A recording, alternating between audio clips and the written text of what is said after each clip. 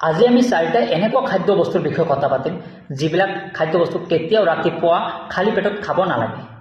ইয়াৰ ভিতৰত প্ৰথম খাদ্য বস্তুটো হ'ল কেঁচা শাক পাচলি। যি হয় কেঁচা শাক পাচলি, আমি জানো যে কেঁচা শাক পাচলি আমাৰ শৰীৰৰ বাবে এটা পুষ্টিকৰ খাদ্য, সেইবাবে কেঁচা শাক পাচলি খাব লাগে, ডেফিনেটলি খাব লাগে। কিন্তু এই কেঁচা শাক পাচলিবোৰ কেতিয়াও খালী পেটত বা ৰাতিপুৱা কেতিয়াও খালী পেটত খাব নালাগে। দ্বিতীয় বস্তুটো হ'ল টি অৰ্থাৎ চাহ। চাহ কেতিয়াও খালী পেটত ৰাতিপুৱা খালী পেটত খাব নালাগে, কাৰণ এইটো অলপ সময়ৰ বাবে যদি কোনো একো সাইড ইফেক্ট দেখা নিদিয়ে, কিন্তু যেতিয়া এইটো অভ্যাস হৈ যায় তেতিয়া আমাৰ বহুতো গেছৰ সমস্যা দেখা দিব পাৰে। তৃতীয় নম্বৰ বস্তুটো হ'ল কোল্ড ড্ৰিংক।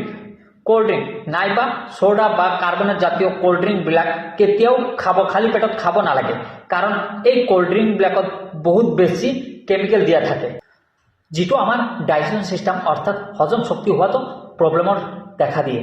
আৰু এই খালী পেটত এই কোল্ড ড্ৰিংকবোৰ লোৱাৰ ফলত কেতিয়াবা সেভাৰ হেল্থ ইছ্যু দেখা দিয়ে। আৰু চতুৰ্থ নম্বৰ খাদ্য বস্তুটো হ'ল এলকহল। এলকহল অৰ্থাৎ সুৰা জাতীয় বস্তু কেতিয়াও খালী পেটত খাব নালাগে।